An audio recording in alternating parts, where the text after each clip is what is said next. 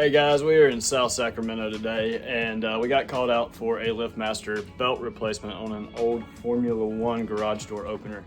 It's the old style that was manufactured in 2001, so it takes the wide teeth. Another company said he was going to have to replace the opener. The client called LiftMaster, they sent him the belt.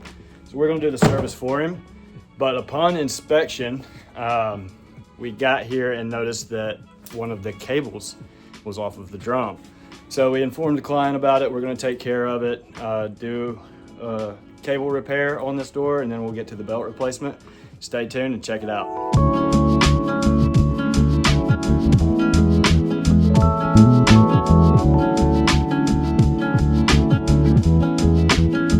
So as we were in this garage, we noticed this cable is not wound correctly. So we are going to take off the tension of the torsion system and reset the cables. All right, everybody. Got a LiftMaster Formula One here from 2001. It's got the old wide toothed belt on it. This one's wearing out. Customer called LiftMaster. They sent him a brand new one. He called SCF out to get this thing replaced. So we're gonna go through a belt replacement, and yeah, here we go.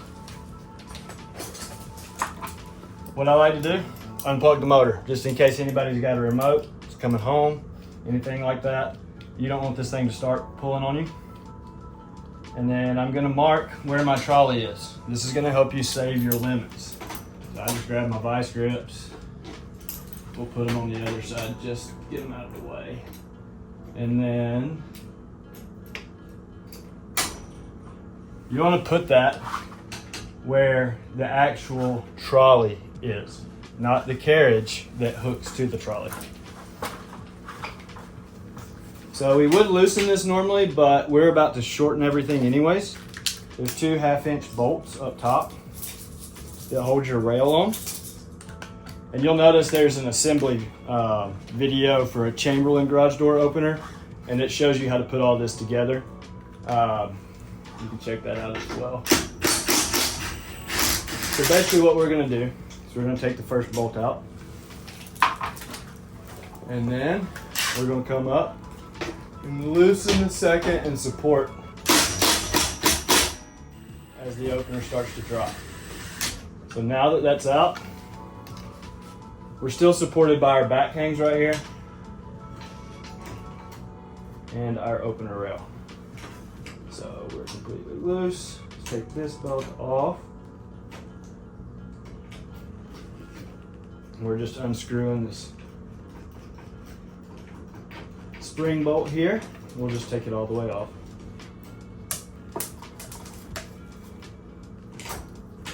I'll lift this up here. It's pretty loose. We don't want it to fall on us.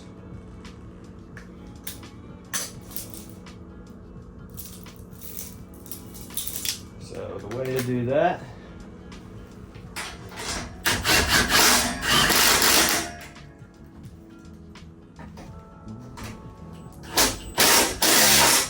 tighten up what's been loosened over time.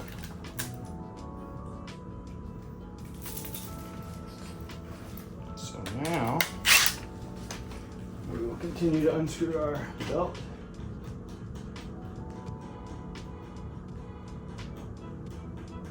Some people will take the whole motor down. Definitely an option. Take the front pin out and these two bolts, and you can pull it down. Just make sure you unwire your sensors and your wall button.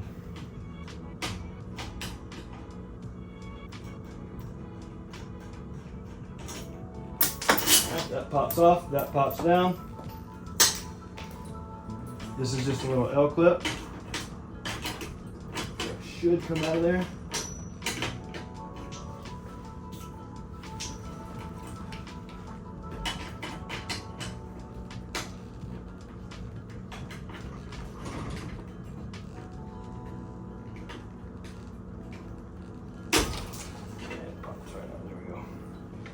All right, so that's it. We'll just go take the belt off of the front over there. All right, guys. So when you order from LiftMaster, you will get what you need, but it does not come with the connection bolt the spring, the little clamp, or your chain links. So you have to take that off of the old belt. A little warm in this garage today. So this is the reason we are changing the belt. As you can see, we have no teeth, it was slipping, and we're down to just wire. So we'll start to build this bad boy, and we'll do it on the ladder so you can see everything. It's a standard 7-foot belt for a 7-foot opener. Want to make sure that your specs are correct.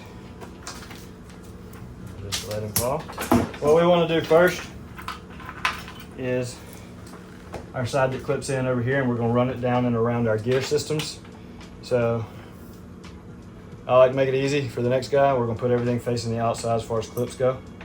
So chain link, and then you've got your little L bracket. And we're going to come back with a solid piece for our chain link. There. And there's this little clip, and it slides on to hold everything in place. And sometimes it's nice just to have a little extra help. Find a little bit or something that you can snap it on there, especially when your hands are wet.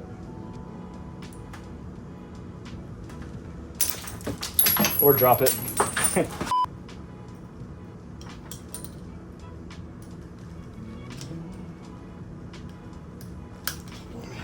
And then it clips on. You should have it looking like that.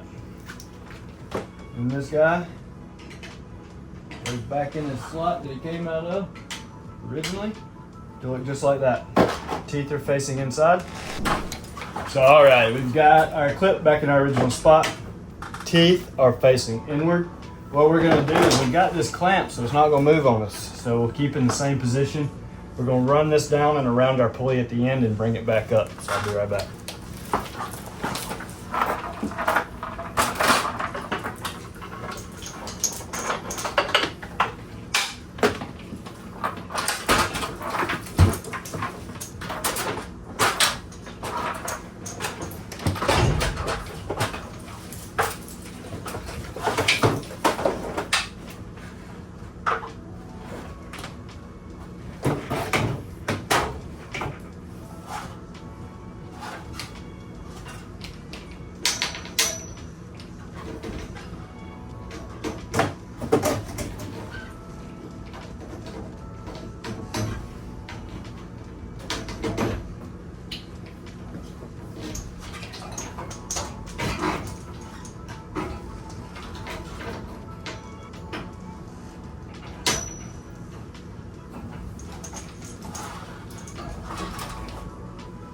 All right, so now that we know we're not twisted, we've got it down and around, we're going to come back.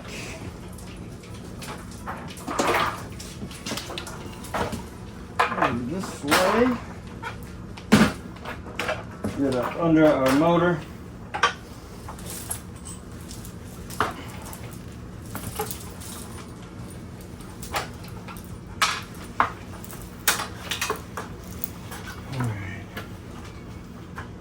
Now then, let's go ahead and build this side here. So we've got our old screw.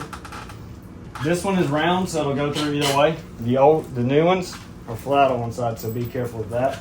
All right, so you want to make sure you're not twisted, and we're going to come around this way. So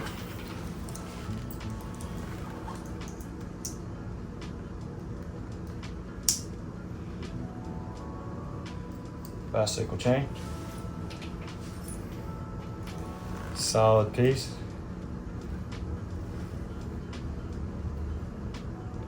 Clip.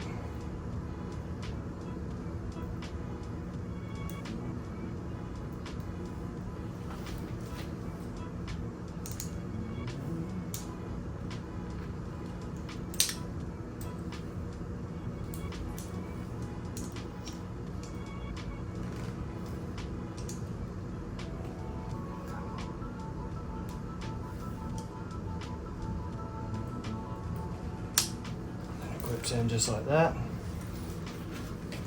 Now we'll come back.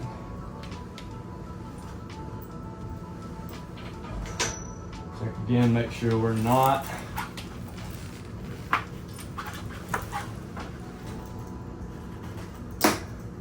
push it, go over.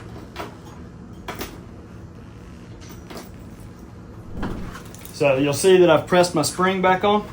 Little clip. Oh shit. Yeah. And we'll just screw it on lightly to where I've still got plenty of slack.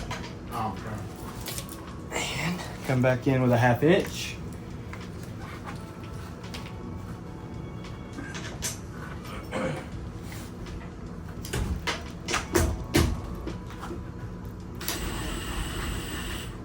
And be able to get it started. Just barely start that first one.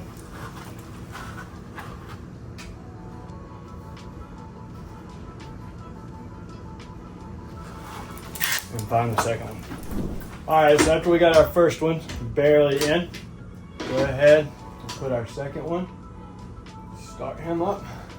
Now go ahead and tighten everything up.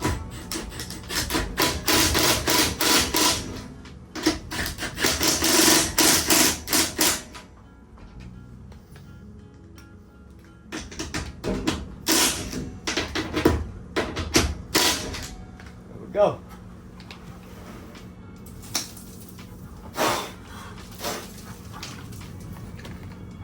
Alright, so now we've got our placement. We're going to pull everything tight, and the easiest way to do that is just grab your carriage. Move your teeth all around. Tight as you can get them. Run it up. And we still may have to adjust the limits a little bit, but it won't be anything too crazy.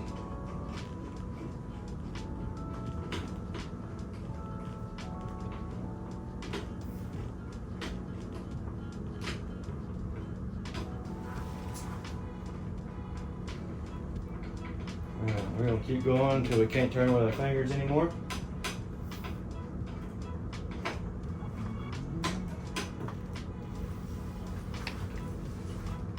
Pop the vice grips off.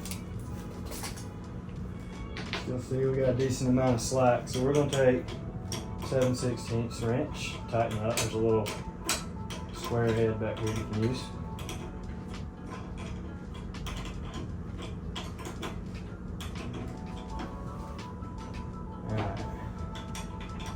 That's pretty tight. We're going to back off just a tad. I'm going to be able to have just a little slack, but not where it's too much. Enough play where the belt can move, but not bind up the gears. And then we're just going to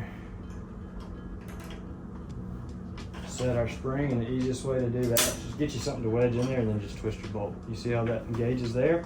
And that gives it something to bounce against, so there is no extra play and your door runs smoothly. All right, so I've got my door unhinged here. We're gonna run this and see if we hit about the same spots. Then we can hook our door up and tweak it just a tad as we need. Got our remote here.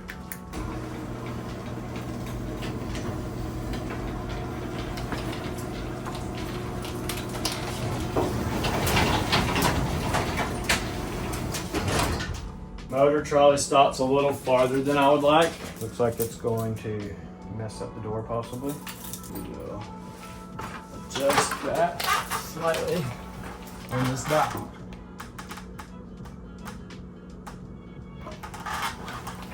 Okay. Now then, let's see where our up limit lies. We want it to come back to about right here is where we were stopped.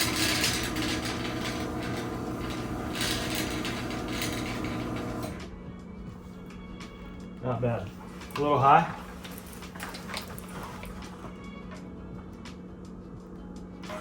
Pushing it down. So I'm going to go engage my door, see where we're at.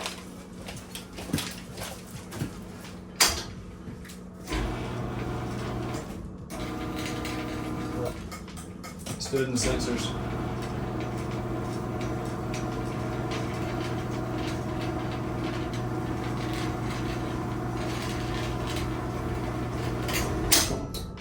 Perfect.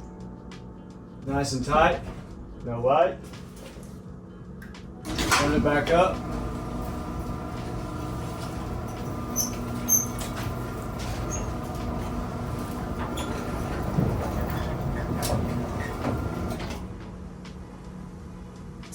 Nice. Run it down one more time just to check it out.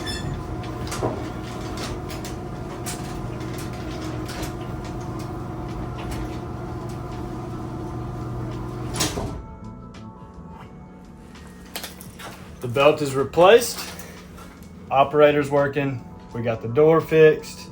This guy will not need us for a long time, hopefully.